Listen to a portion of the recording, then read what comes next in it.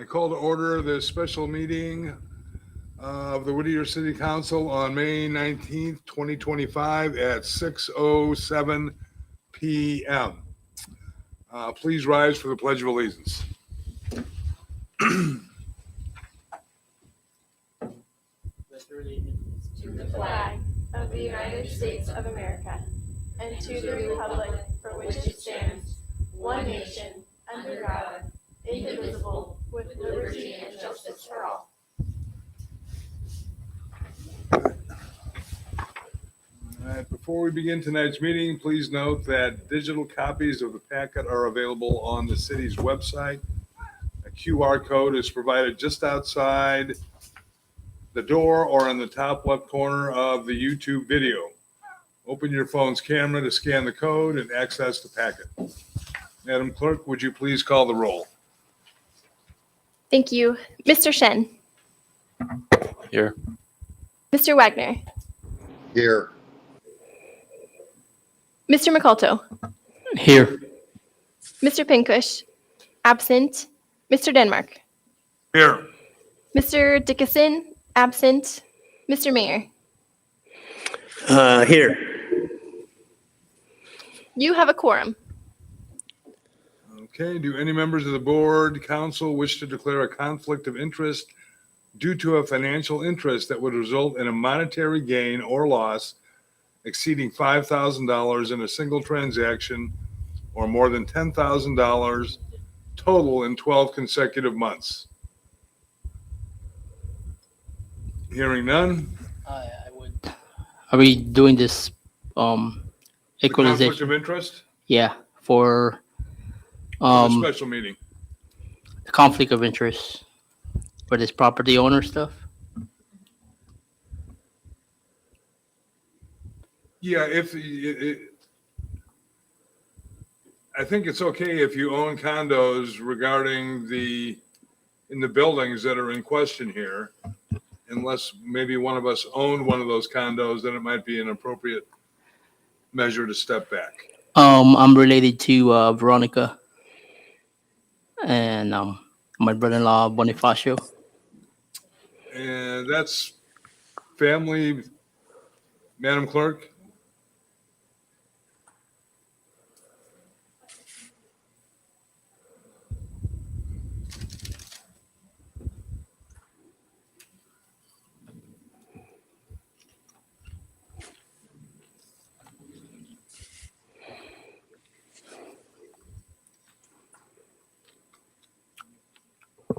One man's opinion, if the condo isn't personally owned, there's a lot of overlap in here with family and friends, whatever we're talking about.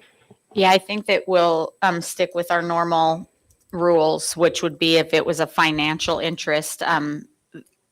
Though council member McCulto has stated that he is related to them, I don't think that sees a bearing for the financial part. I agree from what Shelby taught me in the conference that she and I attended a few months ago. Okay. Do any of the members of the board wish to report any significant ex parte contact? In other words, have you spoken with anybody about this? So, I was approached by a community member and they had questions. They showed me their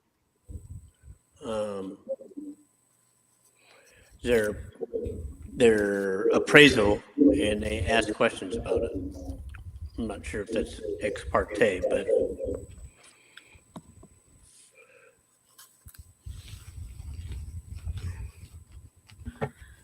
That would be considered ex parte, Mayor. okay. Were they individuals that are on this list for Board of Equalization this evening?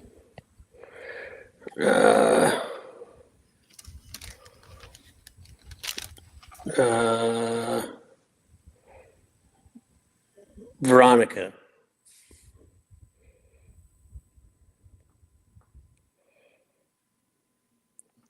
So you'll need to state what that ex parte communication was and the outcome of that ex parte communication. when you get to Um, that number, or actually, sorry, now in the agenda. Sorry, Mayor. So just wait for item 4. Because of the way it's stated in the agenda, you should do it now. Normally it Okay. would be at every session, or every line, but this is fine. You can do it now, Mayor. So she showed me the city form and she asked why there was such a big difference. And I told her I did not know, but I encouraged her to participate in this meeting.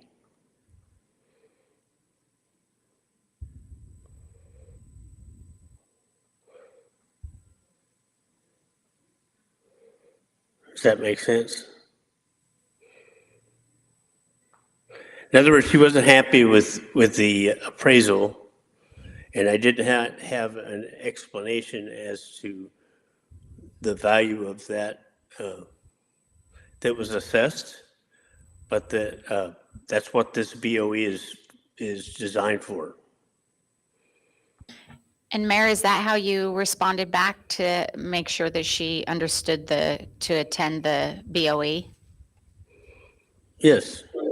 Okay, then yeah, that's perfect ex parte communication, and it doesn't affect your ability to make a decision based off of that account.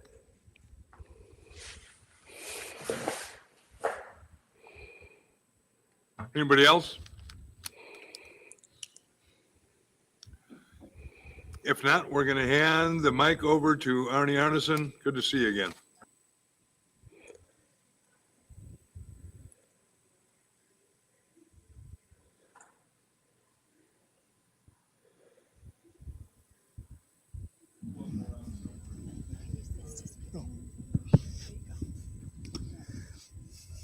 Would it be helpful if I explained why there was such an increase in the baggage towers before we start? Very much so. Okay. By state statute, we are required to assess at true and full value. This is also considered to be market value. Sales in the baggage towers have risen significantly over the last 2 to 3 years. We found last year when we measured the sales ratio, which is when we take actual sales, known sales. This is a non-disclosure state, so oftentimes we don't know. But where we get an actual sales price, we compare that directly to that assessment. Hopefully, one would equal the other. The state assessor requires us to be as close to 100% as possible. We feel that if we get to 90%, we've probably done a pretty adequate job being a non-disclosure state. Measured last year, our sales ratio was in the high 60s, significantly too low. We raised values 25%. This brought it up to 74%. This year, I increased them again to bring them up higher. And we're still low, but we're making good progress. So I think the values in front of you, especially for the 4 appeals tonight, are supportable by sales data. And I would close by saying of the 4 appeals, 2 have been previously resolved. Appeals number 1 and appeal number 4. So the only appeals before you tonight are 2 and 3.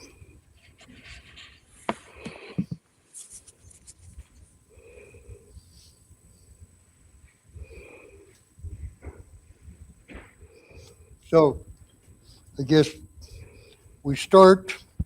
The first appeal then is Mr. Bonifacio Paz. He had an assessed value of $74,400. when I compare that to other sales, other units of like size, I find that they're comparable. I recommended no change in value. Mr. Paz and I finally spoke this afternoon, and as you can see in my note there, he wished to be heard by the board, although he will not be attending the meeting. I told him I would bring the matter to the board with the same recommendation that the value not be adjusted. So that's my 2 cents worth on this one.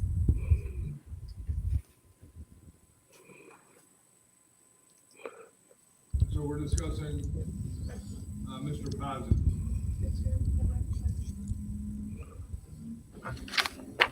We are discussing Mr. Paz's inquiry. At this, That is correct. okay, thank you.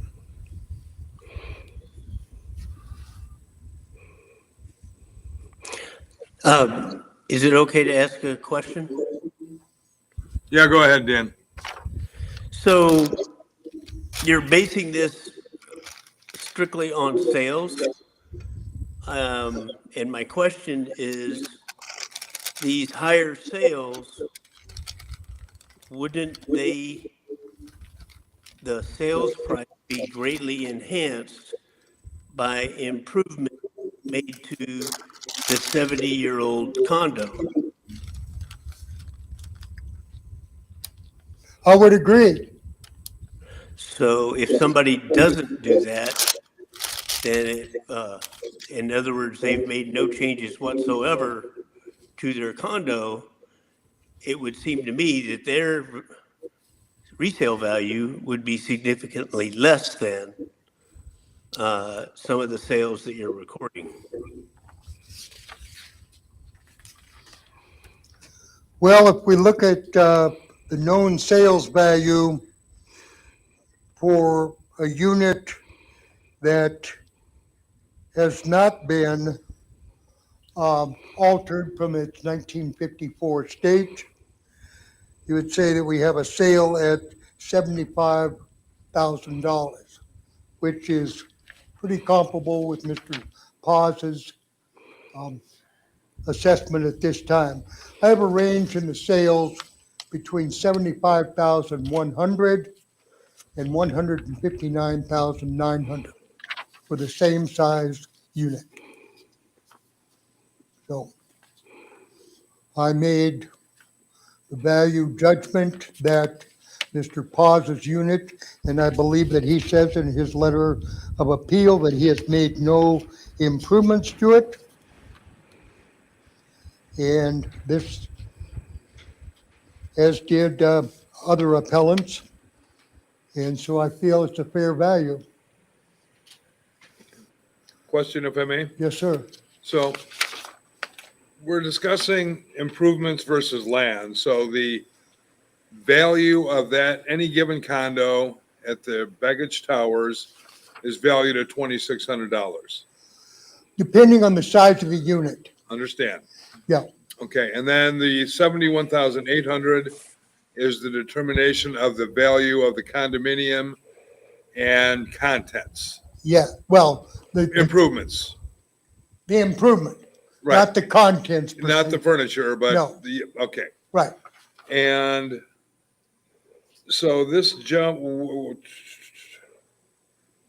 what is this? Okay, so this is jumping up from 57.8 last year. I just want to make sure I understand That is correct. the numbers here. So about a 25% increase-ish, 20 in a single year. So what does my question is going to be, what does this herald for us? I'm surprised to hear that assessed value is the same as market value or the price for which it's sold. That's No. never been the case here. Ideally, ever before. Ideally, assessed value would equal sales value or purchase value, which is market, theoretically.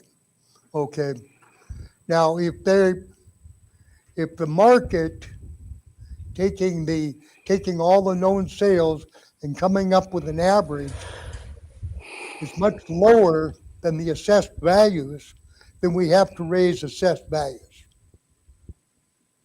Because we are not indicating market if we keep values low, and it indicates on an average, things are much higher. Does that make sense?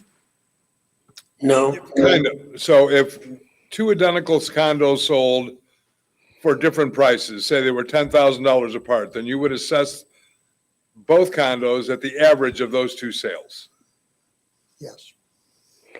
but if We can't- somebody does $80,000 worth of improvements and are able to sell their condo for $180,000, that's not comparables.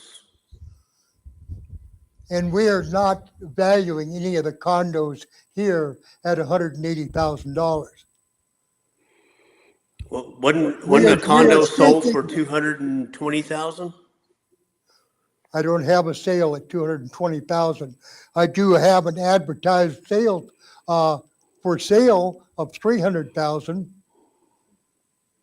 But that doesn't mean that I can say that I'm going to raise everything up to a $300,000 level. Because as you point out, we have unimproved units, meaning natural 1954, and you have those units that have been extensively remodeled. And we have to bear in mind that we've got roughly 180 units short of knocking on every door and seeing exactly the condition of them. Over the years, I've only seen about 10 to 15 units, mostly on appeal. And so they can be all over and what's important is we have to find what we hope is a common denominator that equalizes out the high and the low, because we can't take everything that's just high.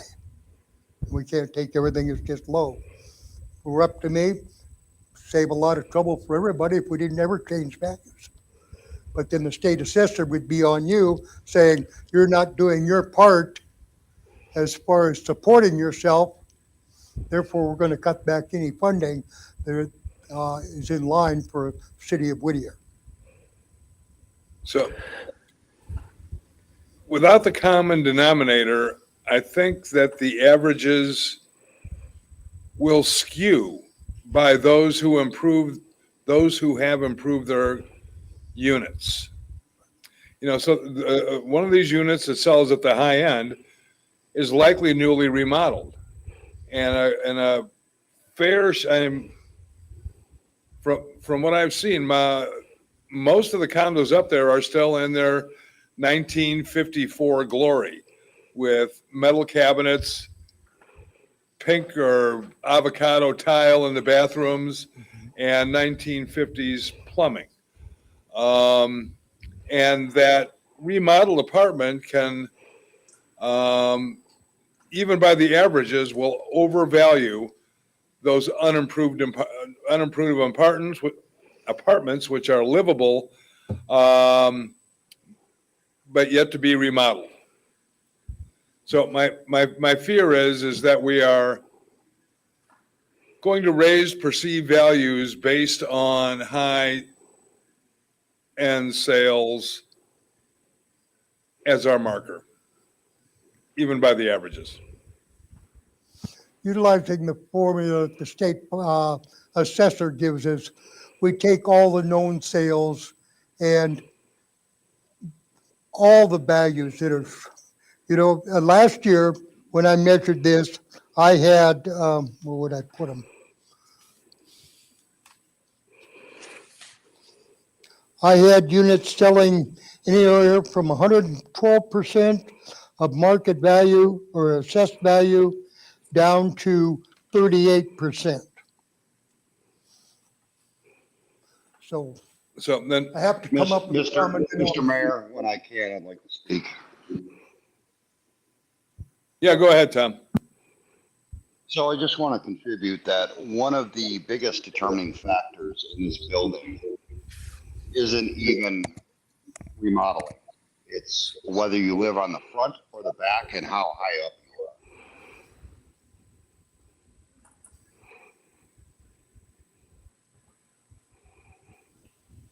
So I don't know how that was factored in the appraisal.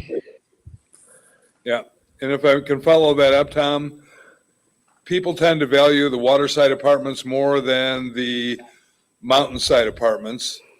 And the upper floors tend to sell for more money as well. So those are impactful factors. That is absolutely correct. So I do have one more question.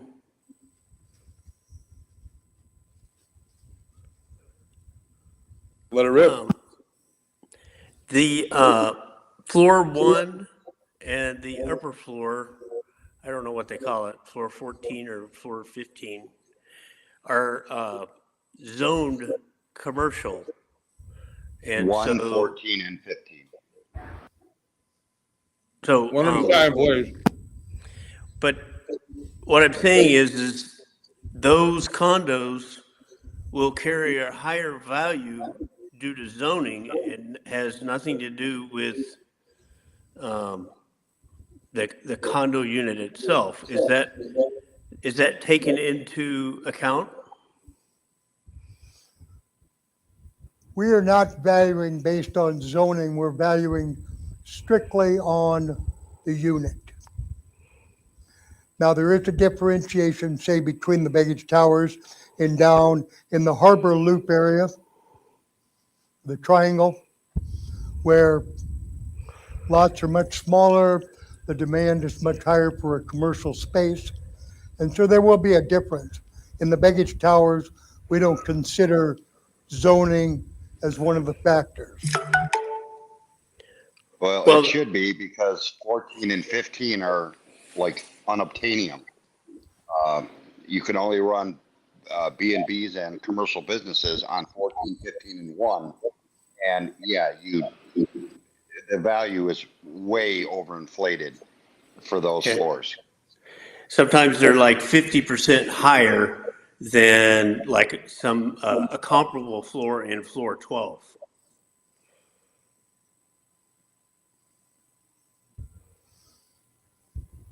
These are buyers' perceptions when people shop for apartments in Whittier. Same over at the Manor. The water side is going to garner more interest than the parking lot side. No, I mean, in terms of an investment, the commercial items, the commercial condos are investment grade. The others are residential, and I would think there would be a distinction. There should be. I would say that the three comps should be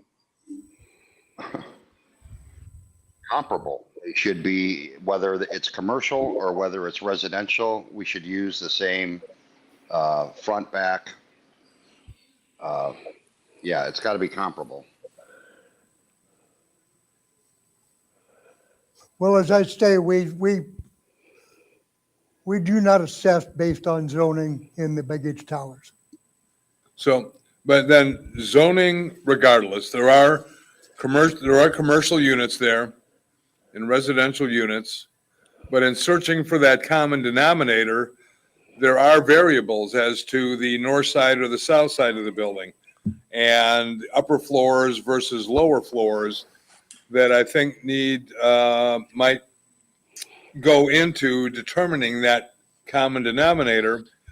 And as I look at Mr. Paz's letter, pardon my previous math, but his assessed value was up the better part of 30% in 1 year. And I understand that we may be behind and need to catch up, but that's kind of a big increase to swallow in a single season over a game of playing catch up. And this is going to be a problem all around town here over time. And I'd like to see us find a gentler way to establish par values for these units. And that's easy for me to ask, and I know more difficult to accomplish.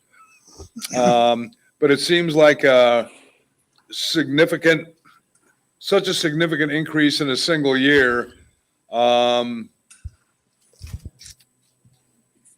does not seem appropriate.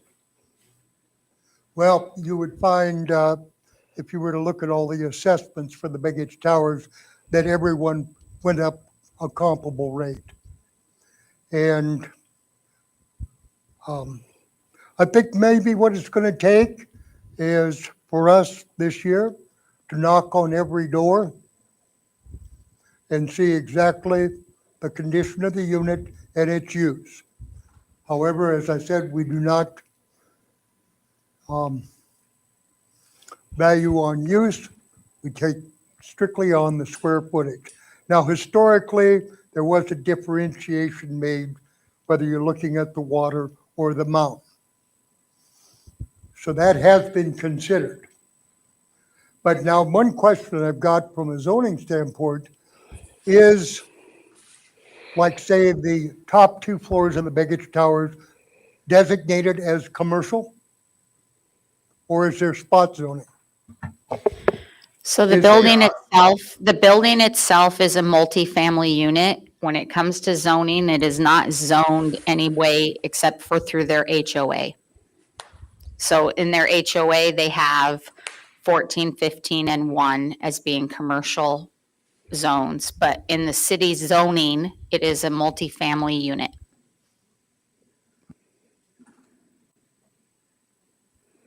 But the city's zoning ordinance takes precedence.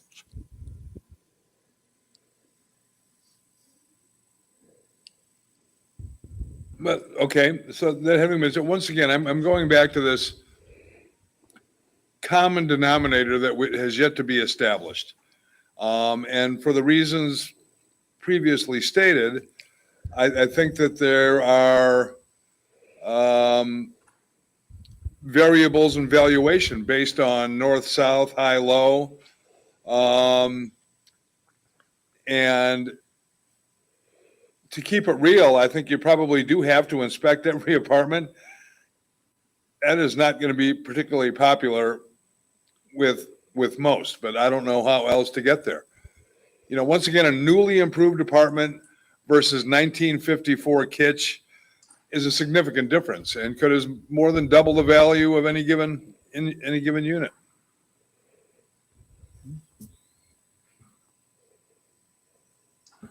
Victor, you have any administrations to consider?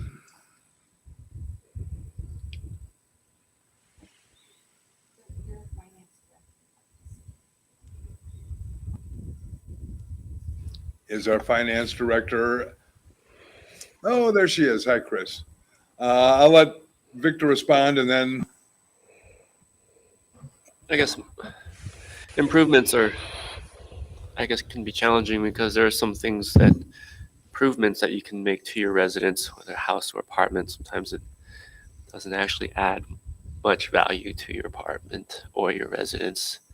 And some that do. It depends, like if it's a deficiency in your apartment or if it's like modifying the layout. I mean, some improvements can actually, I imagine, might be considered undesirable for buyers and stuff. So how do you factor in improvements, right? That's a tough one. And I am not well versed in, I'm not an expert in this. No. Yeah, I would Nor am I. defer to our hired assessor here. He is. Thank you. And Chris, Renner, anything you'd like to engage from first impressions here? I agree with what you said. It's just takes a toll on just, like you said earlier, the whole thing is just for get this tax just in one go without warning. That's kind of a bum, but, and again, like Victor said, how we know if it was remodeled or other stuff that been done to the house. I know some of those apartment hasn't been remodeled at all. And I guess how are we gonna go to that point? I mean, go to one house, every house, and look at it. That's it. Okay, and Tom or Dan, any other first impressions before Chris sets us straight here? Well, I have a question for Arnie, and that is this, it seems like the lightning rod, as far as when all of this started, was essentially when council approved the second cruise ship dock. And that wasn't that long ago. And are we under some obligation to the state? You said that we're far behind, but is there policy that council can pass or encourage to set a cadence of catching up that doesn't overburden our community? Meaning, instead of catching up by a third each year, maybe catch up like by 10%, because what goes up can sometimes go down. And what are we under an obligation by the state to rush this thing? Because it's basically, we're having trouble with a number of people don't have that kind of disposable income to see their property tax go up by 30% annually. Ever since, like, I think 2022, it seems to be, can council set a pace without interfering with the state's wishes?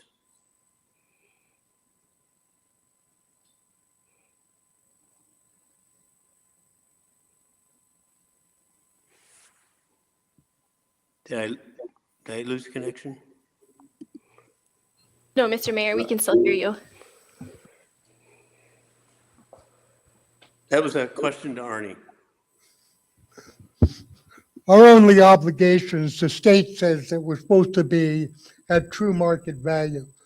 Would I have liked to increase values 2 years ago when I looked at the sales versus the specific units and found that roughly they were selling at triple what we had them assessed at?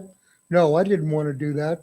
I wish there was a parameter in the state statute for this type of thing. Unfortunately, we're in the kind of market now where it's take it or leave it. In other words, it's important to you to live in Whittier and there's a unit available. You may not feel it's worth it, but if you're going to live here, you're going to have to pay it. Now, is that true market? Many say that it is. It's a big struggle. One other thing I wanted to point out is roughly there's somewhere between 180 and 190 units in the Baggage Towers.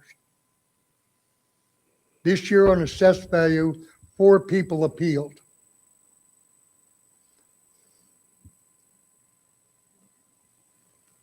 That's not a very significant number. So are these the only 4 that we got wrong? Is everybody else saying it seems fair? I can't begin to answer that question, but it is a question. Thank you. So the question is, does the state set a timeline? Do we have to stay in sync on an annual level, or do they give us a grace period? There is no grace period listed in there. We like to go up gradually. Perhaps, raising it 25% was a little bit, but we had to catch up from the high 60s up to somewhere where it showed City of Whittier was making an attempt to consider market value. And now we also do 12 other communities throughout the state. This argument has come up before. This question has come up before. Why can't there be a parameter in the state law that allows in this kind of market to say gradually go up, or to consider part of it an artificial market and put that as a percentage that we can reduce things, if you will. But right now we have nothing other than making every effort that the city is showing the state good faith in providing its own revenues. Okay. Chris, are you still interested in Yeah, thank you, Mr. bringing your Vice Mayor.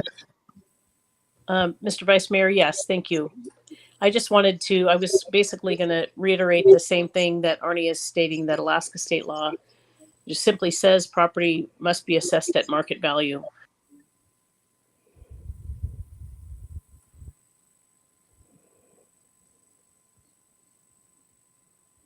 Thank you. So I got something to add.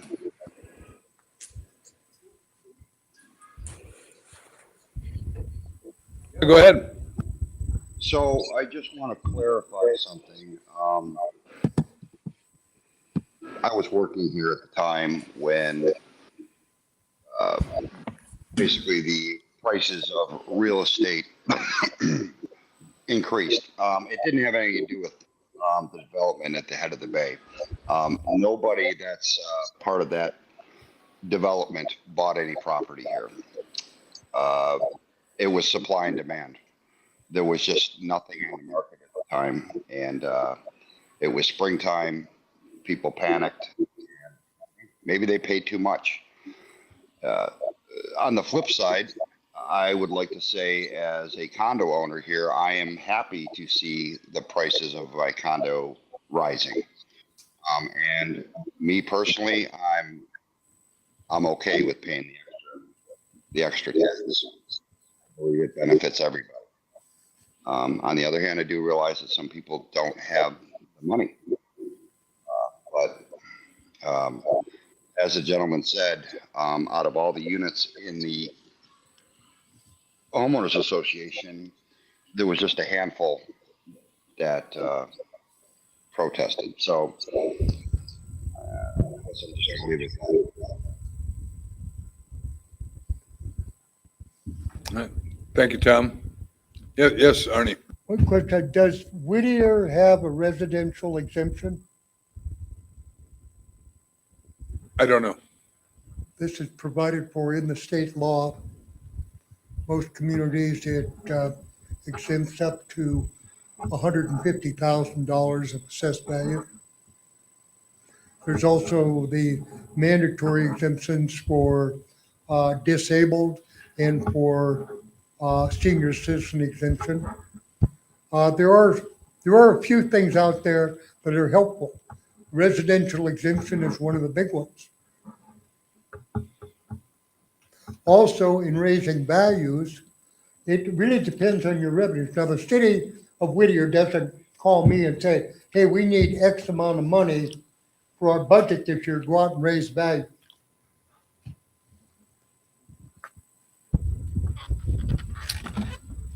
Okay. We do that just, we have to be autonomous. But as I say, there are ways out there to, and another one is the mill rate. I don't think in your code, I may be wrong, where statutorily it says we will always have our mill rate at, say, 12 mills. If assessed values go up and when you multiply by the current mill rate, if you think as city officials that you're over generating, you can always lower your mill rate. Understand. This So, is done in many places. Mayor or Vice Mayor, Chris accidentally was muted and she would like to add to your conversation before we get to the final. Is that I okay? thought she was unusually brief. Yeah. She was like, could you hear me? I said, no. So Chris, can you hear us now?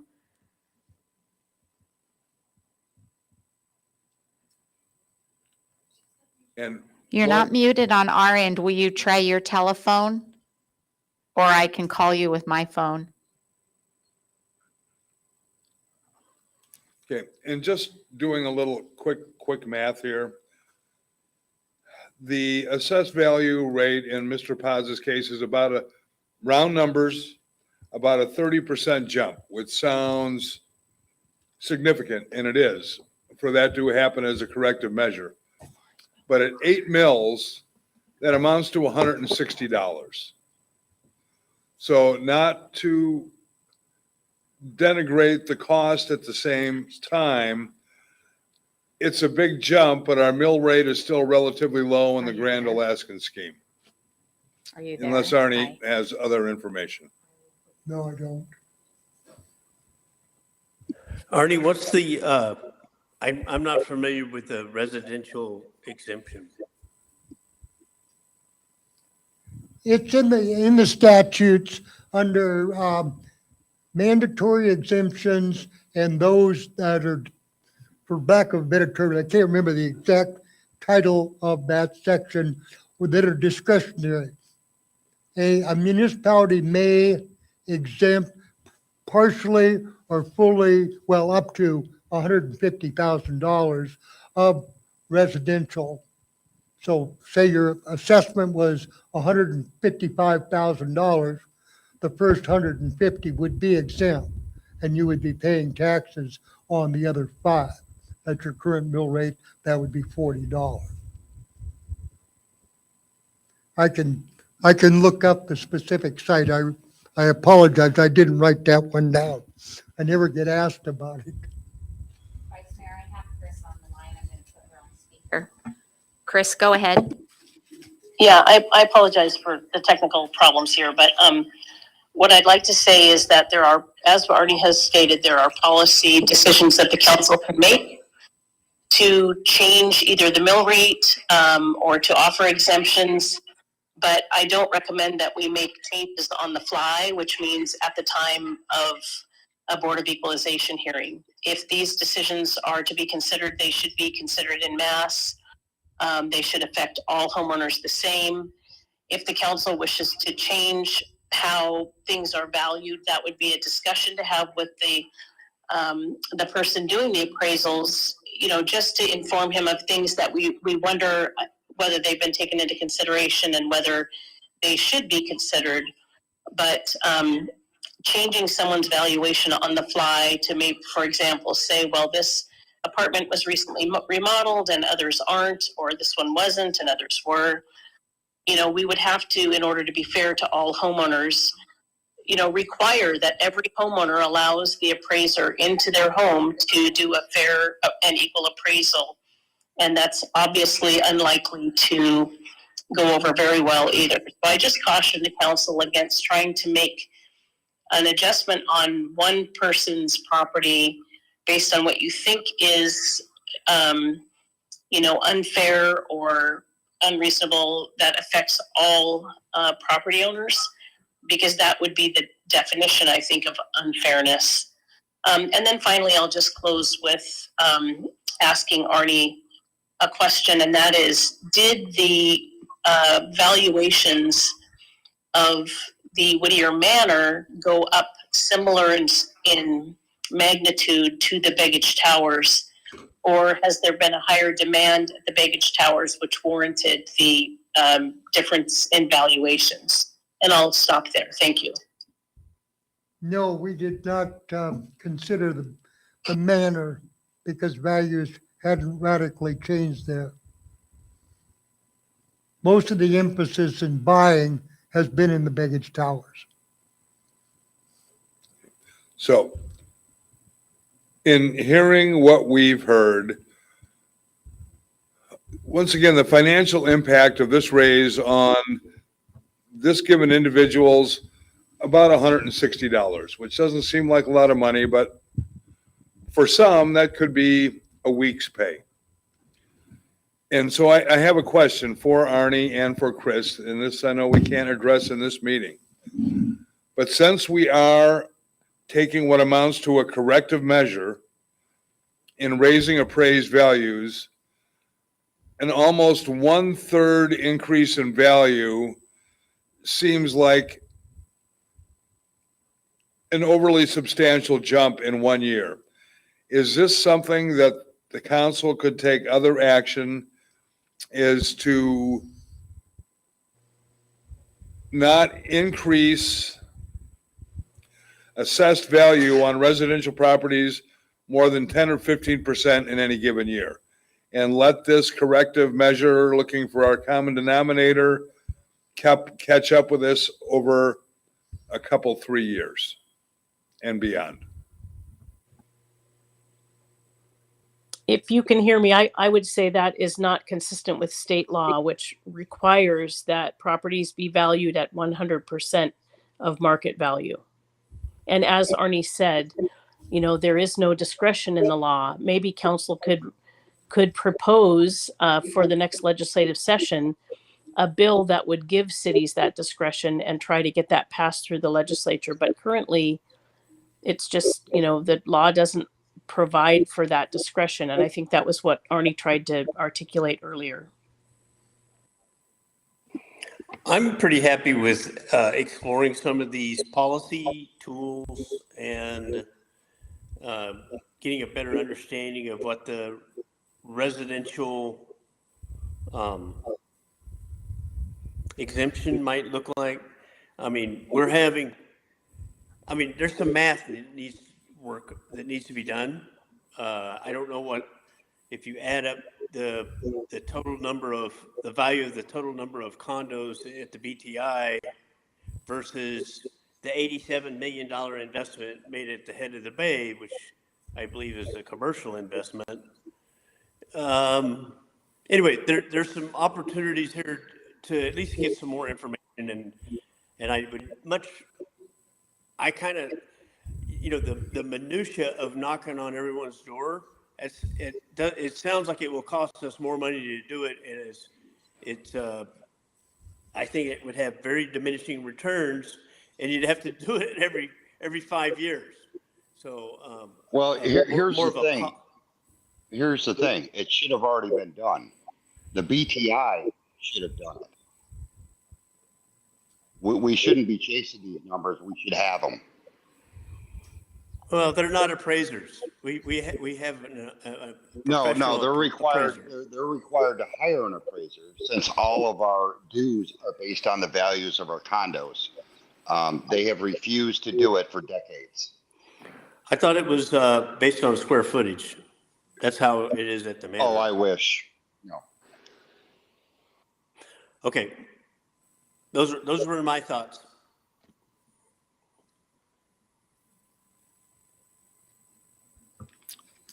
Okay, so all this conversation has been done under our conversation of Mr.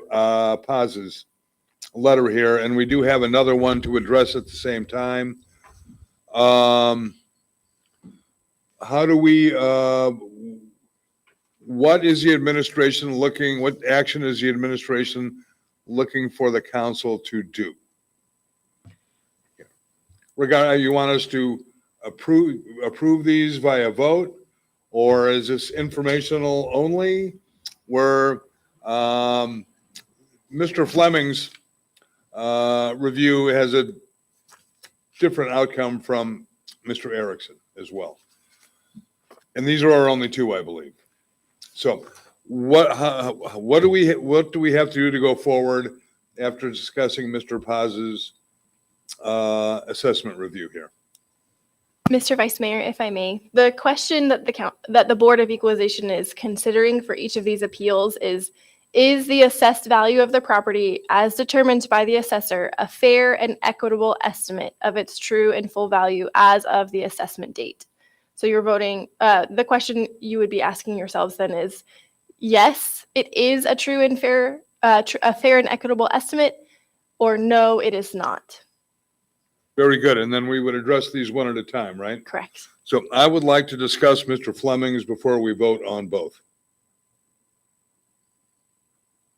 For any parallel issues or. And I just want to remind you, Mr. Vice Mayor, that you have 3 more minutes left in this meeting before we need to move into the regular meeting at Yeah, 7 well, we o'clock. started a couple minutes late. We can do the same. This should not take long. Sure. Okay, so Mr. Erickson, could you please review Mr. Fleming's assessor's review? Mr. Fleming, I felt was too high. I discussed it briefly with him on the phone the other day. I believe it was Friday. And it was a very noisy environment that he was speaking from. So I sent him an email with my thoughts. And in his, he indicated that he had made no changes to his unit over time. And therefore, looking at other sales and everything, I felt that at this time it was fair to reduce his. I have not gotten a comment from Mr. Fleming. I did send this in the form, this recommendation in the form of an email. And Katie and I have left phone messages for him to contact me.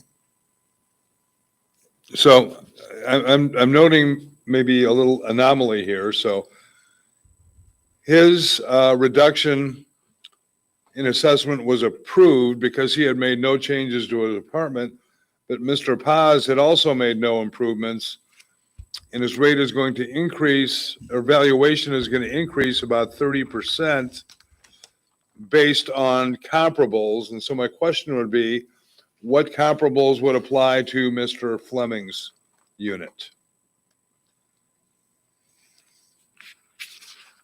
Units in close proximity and it's of the same size as his.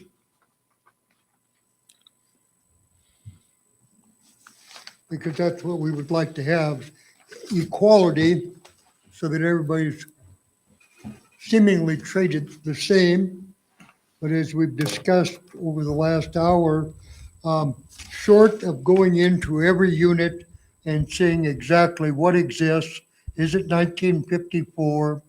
Is it 2000? Is it 2025? We're never going to truly be able to come to, as you put it, a common denominator. How much reliance do we put on a remodel? I can't answer that.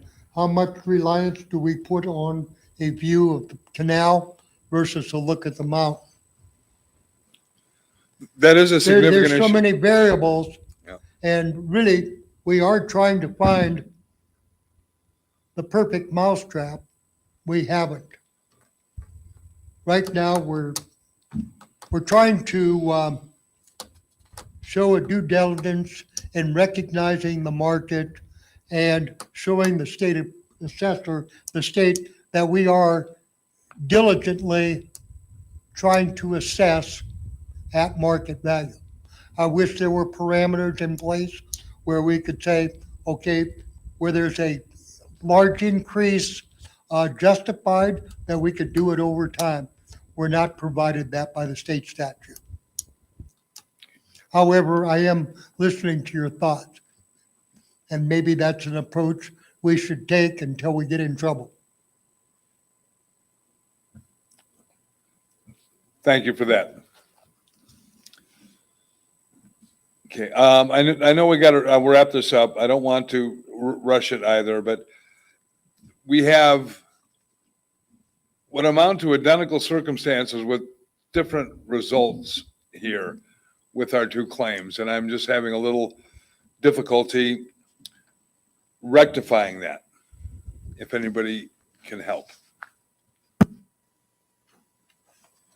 I just want to say one more time that the onus falls on the BTI to update their declarations. They've been using the same declaration page since the 1970s. All those condo values are wrong. They need to fix this. And we need to use that as the basis for any kind of tax assessments. You know, if you want to undervalue your condo to save money on taxes, well, you're going to lose some voting power too. It needs to get done. But that's a little out of our purview is to dictate to the BTI, no? I don't know. I really don't know if they can. A lot of states have made it a law. So I don't know what we can do there. Right now, the value on these condos, it's no different with what the assessor's trying to do here. There is no rhyme or reason how they come up with these values. We kind of touched on it before. Depends on your front, back, how high up you are. And there's other factors. You talk about remodeling. Well, most of the people in this building have done their own remodeling. So one guy may have paid, a contractor to come in, for $20,000 and do a professional job, and the other guy spent $3 at Home Depot. So there's no fixing this from our standpoint. And all you can do is go off of square footage. And the other unfortunate part of this is a lot of the sales that happen in this building are, for lack of a better term, under the table. Because they have to either be cash or owner financed. So the appraisals probably don't necessarily really reflect what a lot of these condos sold for, especially on the low end. So this is very unfortunate. Chris would like to try to answer your question. Please do, Chris. Thank you, Mr. Vice Mayor.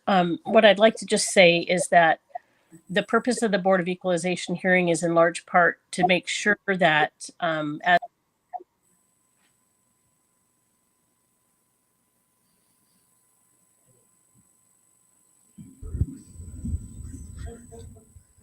I lost Chris again. Ready for a question? So we're not doing, that or a minutes house bill.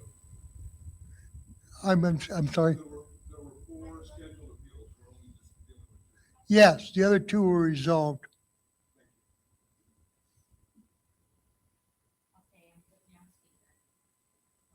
Thank you. Speaker, Chris. I apologize for the technical difficulties. But what I wanted to say is that the purpose of the Board of Equalization hearing, as Shelby said, is to make sure that the valuations are accurate and that they're also comparable with other units. And so I think to the extent that the council agrees that these are accurate and comparable, it would be problematic to give somebody, more favorable treatment just because they don't want to pay the higher rate. But I also think that it does obviously warrant further conversation for the future about whether we want to pursue any changes in state law or we want to change our mill rate. There are tools that we have to address. One final thing I'll say about Board of Equalizations is changes that council makes are supposed to be based on evidence presented at the hearing. And evidence would be something like if somebody says, well, I'm a senior citizen and the city did not grant me my exception for senior status, and here's my proof that I'm a senior, then it would be reasonable to say we're going to make that change. So I would say, as much as I feel for the people that submitted their requests, I think everybody in the baggage towers especially could have made the similar appeal based on the fact that they just don't want to pay higher rates.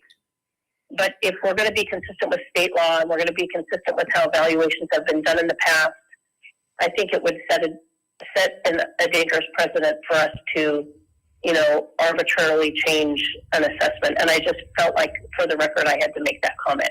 Thank you. Thank you, Chris. Okay, Madam Clerk. So are you asking for any action from the council here? Indeed, Mr. Vice Mayor. I would ask that for each of the appeals, you ask yourselves the question, is this fair and equitable?